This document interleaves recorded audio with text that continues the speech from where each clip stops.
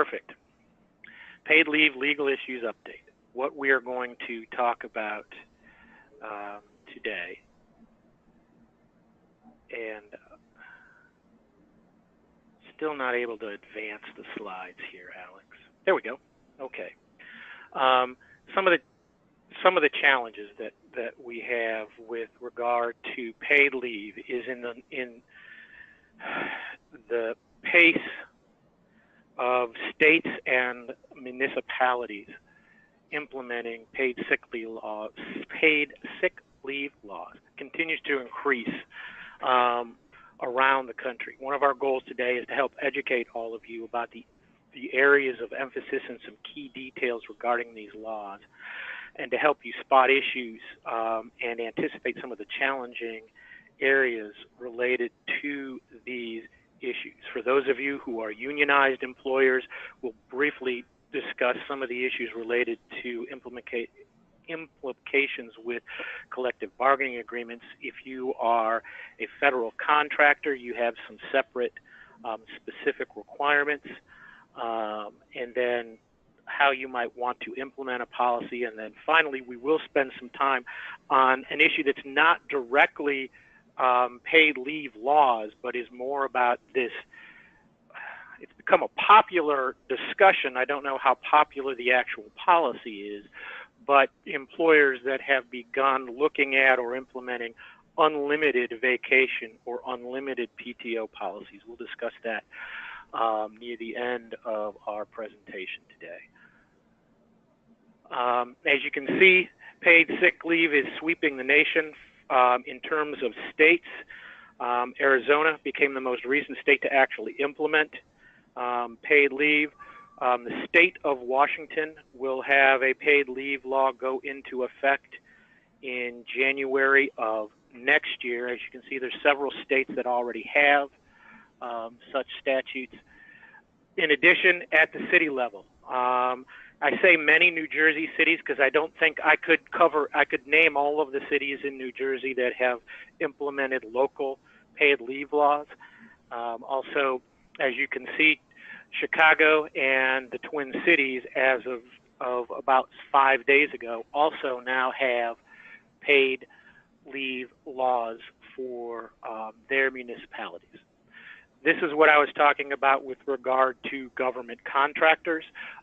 Executive Order 13706, which was signed by President Obama and went into effect on January 1, 2017, provides for paid leave for federal contractors. This is an executive order that as of today, President Trump has not rescinded. There are other executive orders within the employment arena that Trump set aside. President Trump has not, at this point, rescinded this executive order. Some of the things that we're going to talk about today, and some things you would want to look at if you are in a jurisdiction where you have to comply with paid leave laws, includes whether or not you're covered, whether or not your employees are covered. What do you have in place? I'm sure most employers, particularly most employers on this call, may already have PTO policies or paid sick leave policies that provide employees with a certain number of days every year of paid sick leave. Some of you may have that all combined into one PTO policy. Some of you may have that separated out into sick days and vacation days. And we'll discuss a little bit about that and whether or not your existing policy is sufficient to comply with the laws in various jurisdictions, and what you may need to look at to ensure that what you already have is sufficient to cover the new requirements in various jurisdictions. How do you give the paid sick leave, whether you accrue it or front load it? And I have a picture of a front loader coming up in a little while, so this is not just a construction term, but whether you can cap accrual or usage of it, and whether or not there's waiting periods related to when employees who have first started working for you can actually use this paid sick leave. Most, if not all, of these paid sick leave policies extend to, just like the FMLA, extend to sicknesses of family members. So if an employee has to take time off to take a child or an elderly parent to the doctor, that kind of thing would be covered, for example. What types of events are covered? Many of these go beyond just sick leave to cover a few other issues, whether or not you have to pay it at termination, what kind of notice you have to give employees, how is it enforced by various jurisdictions. First thing we're going to talk about is accrual rates. And most jurisdictions require accrual of paid sick leave at a rate of 1 hour for every 30 hours worked, up to a specific cap, which we'll talk about in a minute. However, there are a few outliers. For example, in Connecticut, Philadelphia, and Tacoma, Washington, the accrual rate is 1 hour for every 40 hours worked. Vermont is 1 hour for every 52 hours worked, and as you can see, there are others that have accrual rates that vary. There's also certain jurisdictions, Seattle, Vermont again, and Washington, D.C., that vary their accrual rates based upon the size of the employer. And what's key here is, particularly for Seattle and the District of Columbia, this employer size is not based on the number of employees within the jurisdiction. For example, Seattle requires employers of 250 or more employees anywhere in the country to accrue 1 hour for every 30 hours worked for employees. Weird part is they look at the number of employees overall. But they don't, but you only have to accrue for employees that work in Seattle. But they if you're more than 250 employees, employees can accrue faster, 1 hour for every 30 hours worked. If you have less than 250 employees but more than 4 employees, you accrue at a rate of 1 hour for every 40 hours of work. District of Columbia is similar. If you have 24 or fewer employers, it's 1 hour for every 87 hours. Between 25 and 99 employees, it's 1 hour for 43 hours. And if you have more than 100 employees, it's 1 hour for every 37 hours worked. As you can see, California has a lump sum 24-hour accrual, which is the total that you can accrue under California law. Try and move this along. Okay.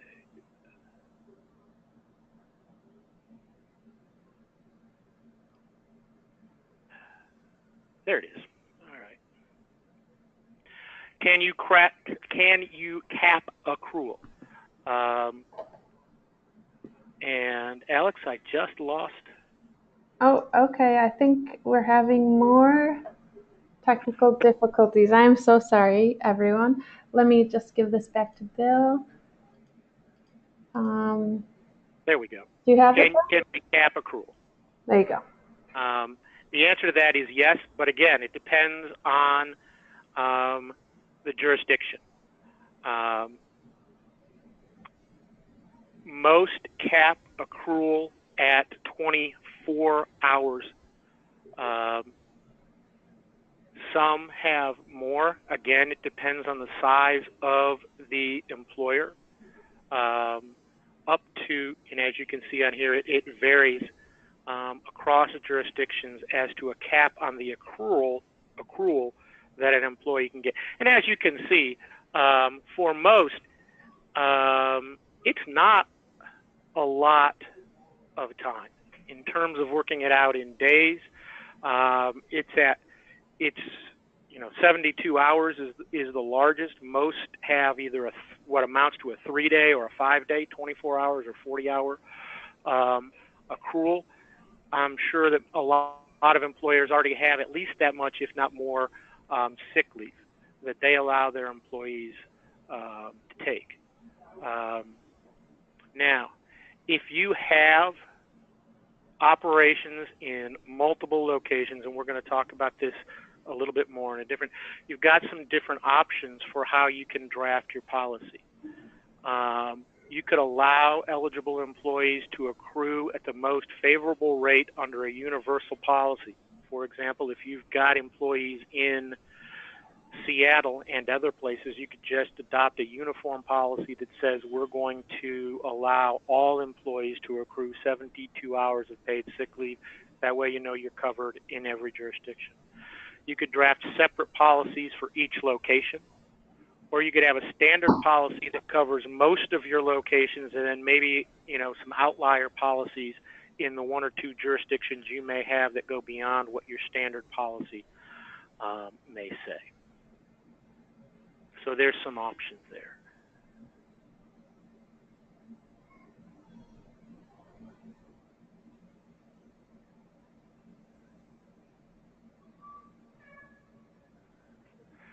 And I apologize.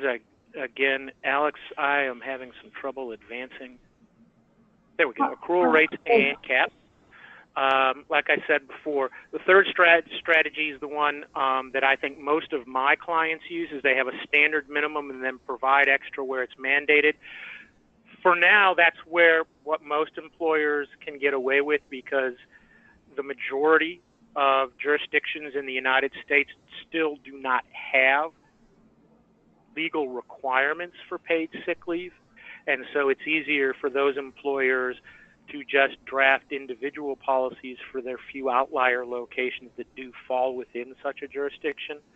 But as I said at the top of this, that may be a trend that changes as more and more states and municipalities start looking at requiring paid sick leave.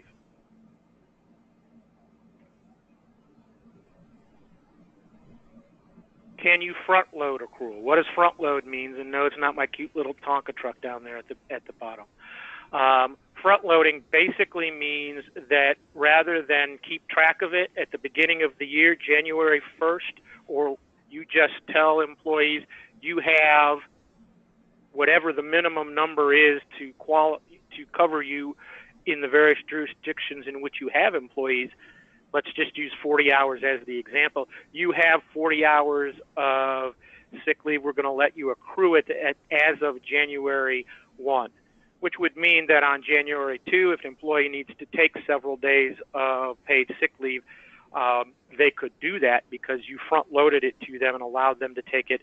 And even though they would not have worked the minimum number of hours to have accrued that paid sick leave, you would be in a situation where you're front-loading it. The advantage of front-loading is that it's from an administrative standpoint a lot easier than trying to do it in some other manner. But it does require you to essentially give sick leave to somebody who may not have yet accrued it. It's gonna more of a practical situation of, do you want to make it administratively easy on the front end with the trade-off of giving employees some sick leave that they might not have otherwise been entitled to, or do you want to put up with the administrative hassle to ensure that you're accurately keeping track of how much someone's accrued so that they can't abuse the sick leave policy. You see some of the questions that I have here that you can have some problems with in terms of prorating for an employee that starts in the middle of the year. That can be difficult to figure out. And if somebody is working irregular hours, how much do you front load? My advice is always to give it, quite frankly, the maximum that they're entitled to in terms of front loading, so that you don't have to worry about whether or not they have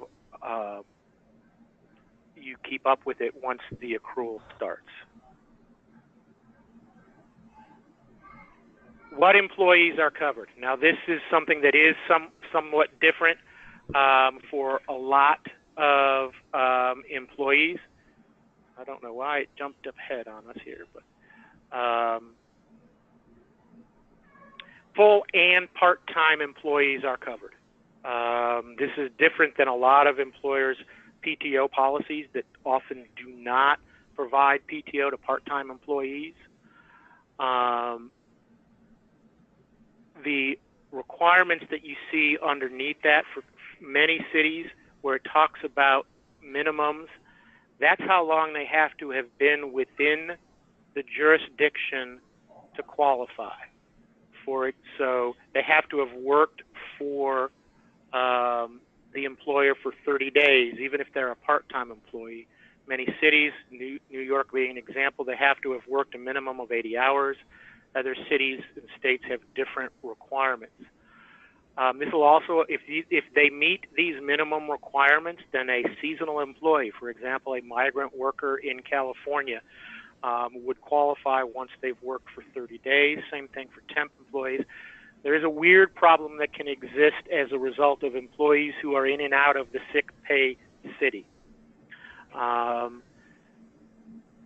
Good examples can be construction crews. That if you are a Texas-based employer, for example, and send a construction crew into California, and that construction crew has been there for 30 days, then they're going to qualify for paid sick leave while they're working in California, and they will begin to be allowed to start accruing paid sick leave. Family members that are covered, and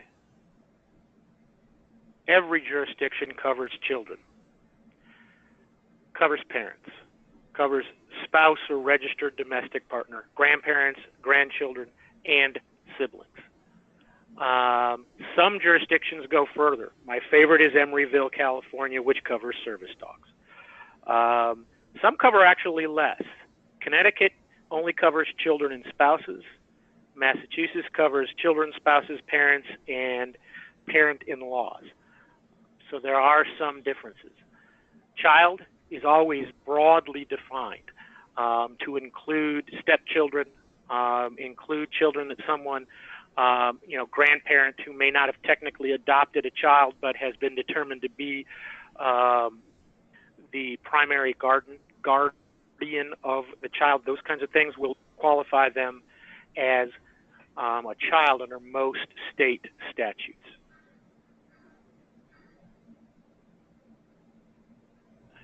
It is lost it again. Here, Bill. Got it. This is our recommended strategy: is if you have a PTO when you're trying to comply, include those that are covered by virtually every jurisdiction, and then for those jurisdictions like Emeryville and its service dogs, you add on a policy, a one-pager or a notice to employees in those locations as to what additional family members would be covered under the policy.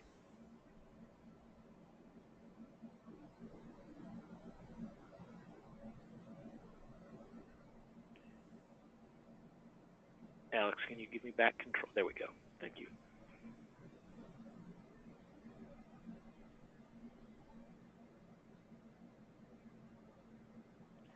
Covered absences. We suggest that you define it broadly because most of the statutes define it broadly. And as you can see down there, it includes, for example, non-medical care, staying at home with a sick child, for example, can result in employees being covered.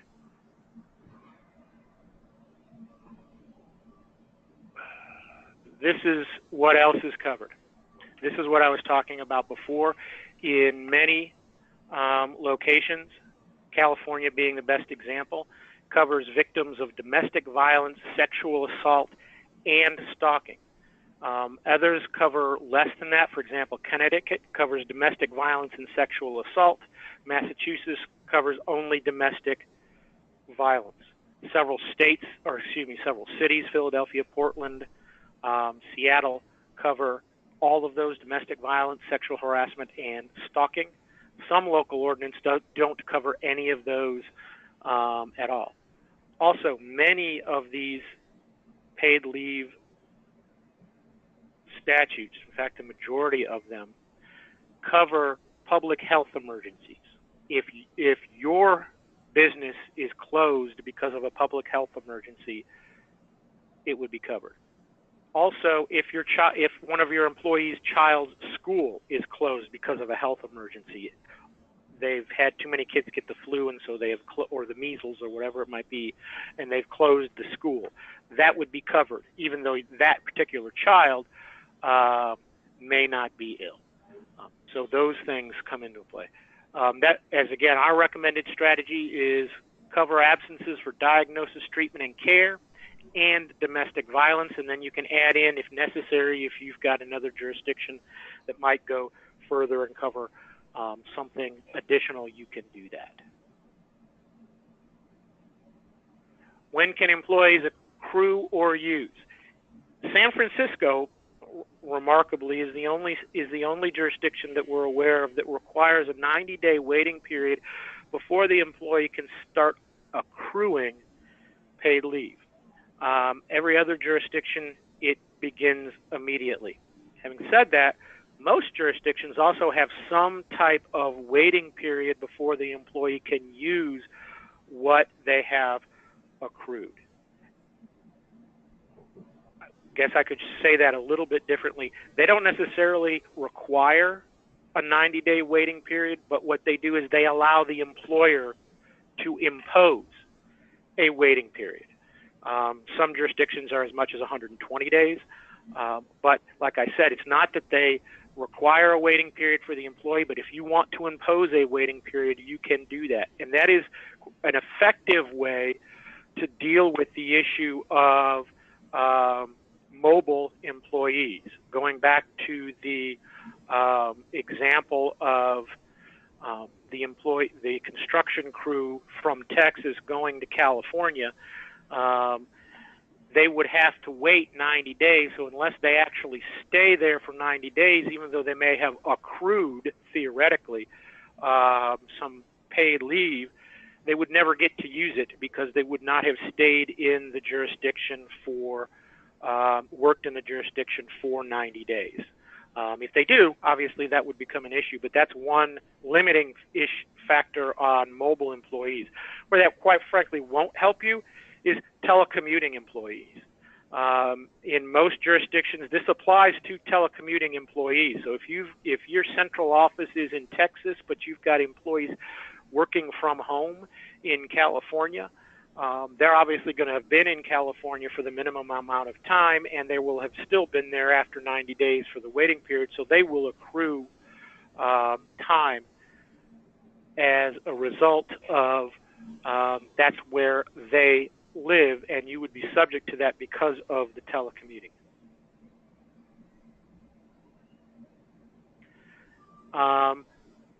Can you limit usage?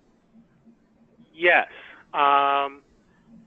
This is similar to FMLA intermittent leave in that either you can limit it to a specific designated increment. Some jurisdictions are 1 hour, California is 2, or other jurisdictions use the same thing as the FMLA, which is whatever the smallest increment that your payroll system can handle.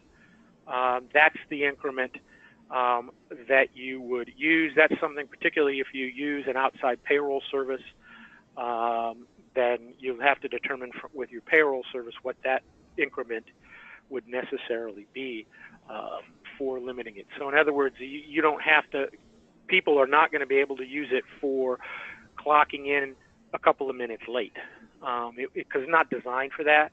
But if they're an hour late, they may well be able to say it's because their son was sick and they had to take him to the doctor this morning.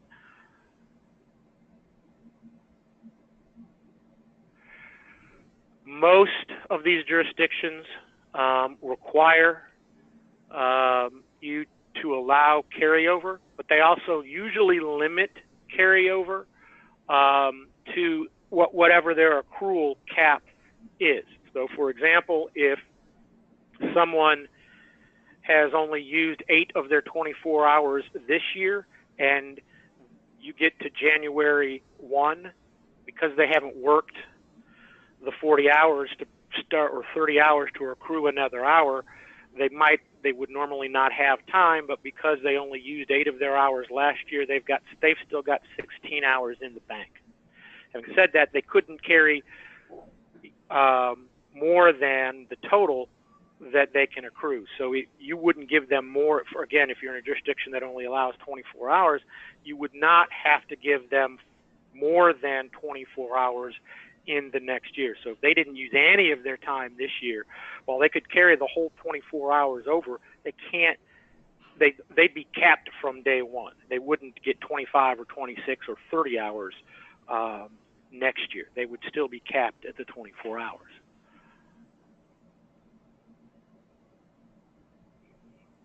Can you use your existing PTO policy? Yes, you can.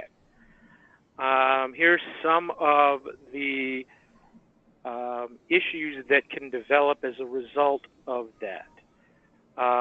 Your existing policy necessarily has to address all of the legal requirements of the paid sick leave law of the jurisdiction. So while you may have a PTO policy that's already giving employees up to, say, 5 days of paid sick leave a year, if you do not allow them to take it in, for example, increments of time, an hour here, an hour there, then your existing policy is going to need to be modified to comply with the law of a jurisdiction that does require that kind of taking it in increments.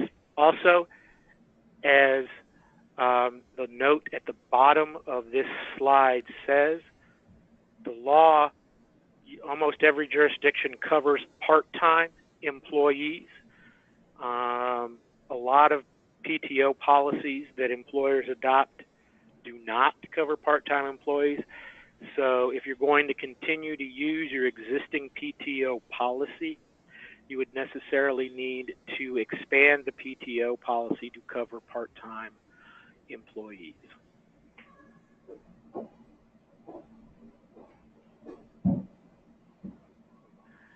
Some other issues that can come up, obviously the first one again is covering part-time employees. What's your accrual rate? If your accrual rate is they get, you'd have to look at how employees accrue PTO time under your policy to make sure that however you do it, they have to work a certain number of days to get a day. Well, if you convert that to hours, does that meet in the jurisdiction you're in the accrual requirement? Again, most jurisdictions that accrual rate is 1 hour for every 30 hours worked. So you have to make sure that when you convert it, that it works that way. There can be restrictions on notice and use that go into your PTO policy. If your PTO policy requires that an absence be scheduled, that's going to be a problem because most of these, since they're sick leave policies, do not require, obviously, an employee to schedule when they're going to be sick. In some states, there can be mandatory cash out of PTO policy. This is an odd one because most of these jurisdictions do not require you to pay unused sick leave to employees if your sick leave policy is simply the policy that you've adopted to comply with the paid sick leave law. So using, again, California as the example, if you have adopted a paid sick leave policy to provide 24 hours of paid sick leave to employees under the California statute, if an employee is terminated but hasn't used the 24 hours, you're not required to pay that paid sick leave to them when they're terminated. Flip side, California has a separate law that if you have a vacation policy or a universal PTO policy where employees have accrued vacation time or PTO time under your policy, then in California you're required to pay them that unused vacation time upon termination. If you decide to use your current universal PTO policy to cover this paid sick leave law, then you're likely going to be required to pay it out upon termination because the overall pay PTO law would trump, no pun intended, the more narrow sick leave law. So there can be an issue. If you're okay with paying it out, then that's not a problem, but that is a concern to think about. And the other issue is, and this is, most PTO policies are voluntarily adopted by the employer as an internal policy, something we want to give our employees. And there really isn't necessarily for the employee an enforcement mechanism if they think that they've been denied some PTO that they should have gotten, or they got fired because they took too much vacation. Let's just use that as the example. There isn't a law that says you can't fire somebody who you think has taken too much vacation. Almost all of these paid sick leave policies have an anti-retaliation provision in them. So by incorporating, using your existing PTO policy to cover the statutorily required paid sick leave, you've now opened up your PTO policy to claims of retaliation. And what's concerning is that most of these statutes also have a notice requirement, where you have to notify employees of their rights under the statute, including the anti-retaliation provision.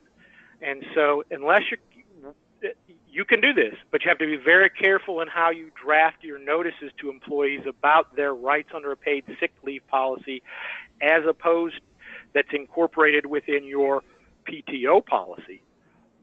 Because either intentionally or unintentionally, employees will try to be confused by the policy that's in the employee handbook, where you put a notice that says you have a right to go to XYZ state's administrative agency or file a lawsuit against the company if you feel you've been retaliated against for taking leave under the PTO policy. Now, it's probably not what your notice would say. Your notice would say something much better than that, and would say that right to retaliation, which is a required notice, that the right to be free from retaliation applies only to the 24 hours of paid sick leave you take under state law. Employees are going to, intentionally or unintentionally misinterpret that notice if it's buried in the middle of your otherwise voluntary PTO policy. So that's again an issue of, if you're going to use your existing PTO policy, make sure that you draft it carefully. How do you calculate payment rates? Simple for odd time types of employees, for example, commissioned employees. Most of the jurisdictions, first of all, if you already do, convert for example, paid vacation or paid PTO, you can continue to use that. If you don't, most of them tell you to look back a certain amount of time. California, for example, you can take the last 90 days and take how much they've earned in commissions over the last 90 days, divide that by the number of hours they've worked in the last 90 days, and come up with a regular rate of pay for a commissioned employee, and that's the rate that you would pay them for their paid sick leave. In terms of variable hourly rates, most jurisdictions do not require you to take into account overtime. You pay them based on their standard work week and their regular rate of pay. However, if their regular rate of pay includes a shift premium, then that would be included in most jurisdictions in how you calculate the rate of pay for their paid sick leave. Notice requirements, as I was talking about earlier, these are all the types of notice that are required to be given to employees in various jurisdictions. Several have posting requirements, just like all the other posters you post now, of the requirements in that particular jurisdiction as to what paid sick leave employees are entitled to take.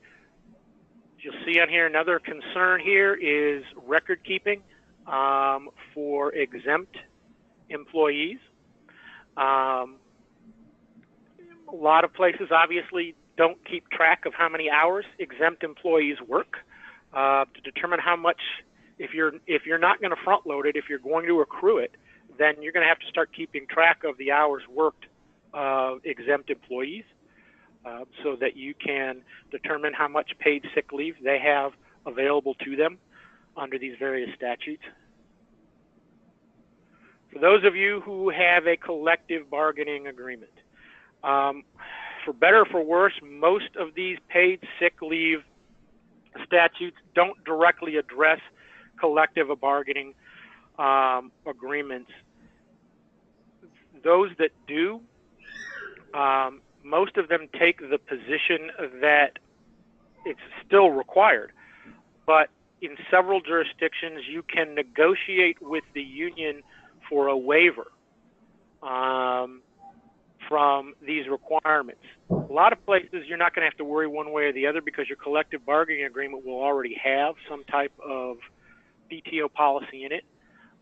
If you don't, then it's likely to become a mandatory subject of bargaining as to the contours of that policy and whether or not you seek a waiver from the state law in your next round of negotiations. So, the details of your workforce definitely matter. Part-time versus full-time employees, as I said before, part-time employees are generally covered. Exempt versus non-exempt, most employers, for obvious reasons, being the FLSA, are very carefully tracking the hours worked of their non-exempt employees. Not necessarily got the same kind of records available for you in tracking for exempt employees. Stationary versus mobile employees, as we talked about, some of the, in some circumstances, if an employee is only working for a short period of time in a jurisdiction that has a paid sick leave law, they may begin accruing paid sick leave under that jurisdiction's statute. Same with telecommuters. And then if you've got a broad geographic diversity to your workforce, to your locations, you could be complying with, at last count, close to 50 different jurisdictions if you count all the cities that have these paid sick leave laws that have slightly differing requirements in each jurisdiction. So here's some of the general things that are prohibited that can get you in trouble in terms of enforcement and penalties.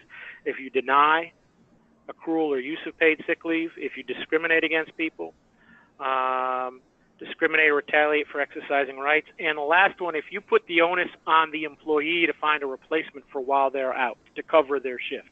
Generally, you can't require employees to do that when they're trying to take advantage of this paid sick leave.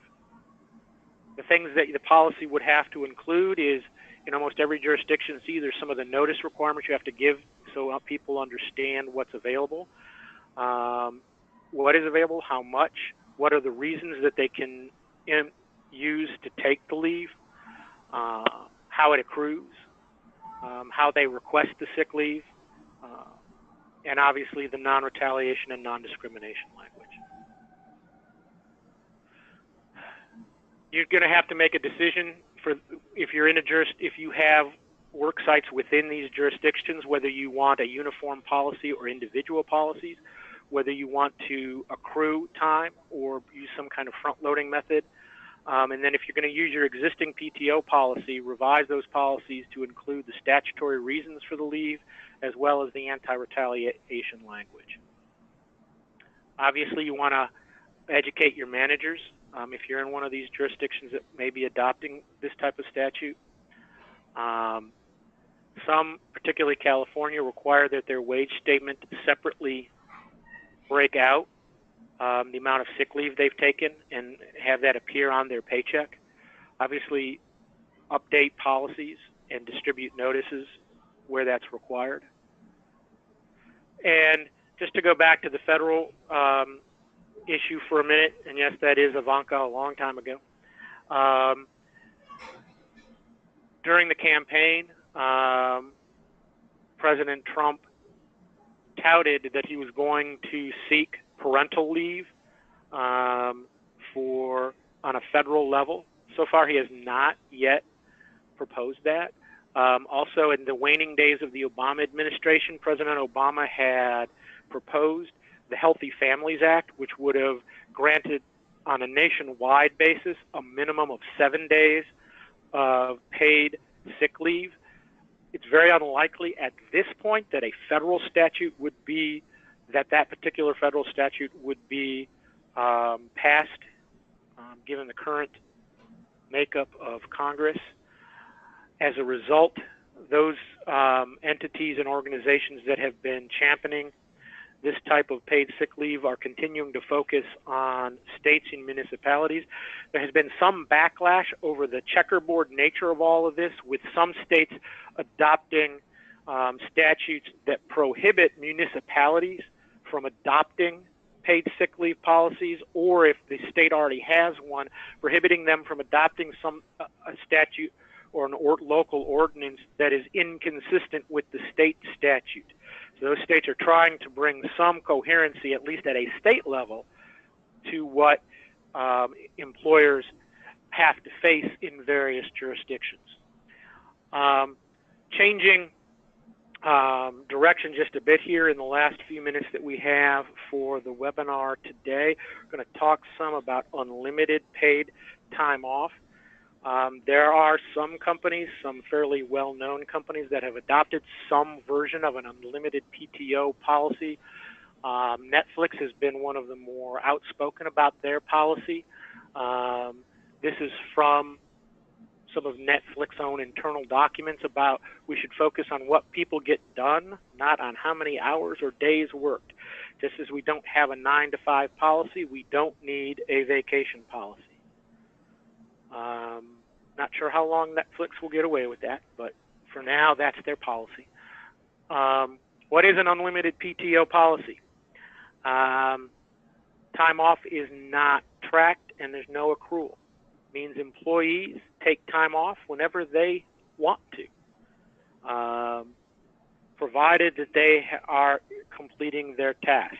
And that's the primary basis for enforcing abuse of an unlimited PTO policy, is that you focus on completion of tasks. If employees are not getting tasks completed in the time allotted, you discipline them for the performance. And that's how you would implement it. If they do, and they want to take 2 weeks off because they got their work done, they disappear for 2 weeks. That's what an unlimited PTO policy allows. Some pros to the unlimited PTO policy: obviously, employees get greater freedom to take time off. For employers, it can reduce the administrative burden because you're not tracking attendance or accruing PTO or tracking its use. As long as the work's getting done, you don't have all of that administrative burden of determining, well, how many hours, how many days does this employee have left for vacation this year. The theory is what I put down there in that third bullet point of all the good things that should happen. At this point, since this is so new, I'm not aware of any studies that have been done to really determine, for example, employee satisfaction with regard to unlimited PTO policies versus more standard 2-week vacation, for example, policies, and where there is, if this truly does provide more employee satisfaction. Obviously, some of the cons, it can be abused because up front you're telling them if you want to take 4 weeks to go to Fiji, you can take 4 weeks to go to Fiji. There's some issues with interaction with the FMLA in particular, and these local paid leave laws that we were just talking about. And then what do you do with if you're switching from a standard old-fashioned accrued vacation policy to a new unlimited PTO? What do you do with the PTO that the employee has accrued under the old policy? As I said, it's not for everyone. It's more difficult to implement with non-exempt positions where hours worked are much more important in terms of determining pay. Obviously, if it's difficult to measure productivity, it's harder to implement an unlimited vacation policy because you don't have some other measure to determine whether or not it's being abused. Retail, restaurants, obviously where you have coverage issues. Nursing, where you have coverage issues.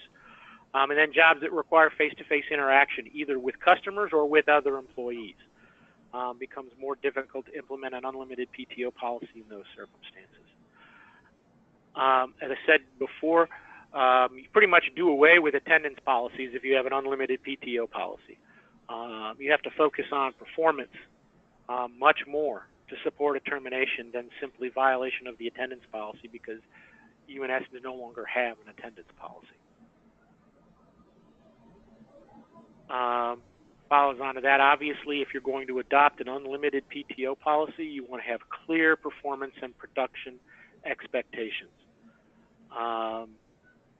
If people are not meeting, they need to know that if they're not meeting the performance obligations, they're going to, this is one of those no good deed goes unpunished kind of things, or, one person can spoil it for everybody. If they're not meeting the performance expectations, then the unlimited PTO policy may have to go away.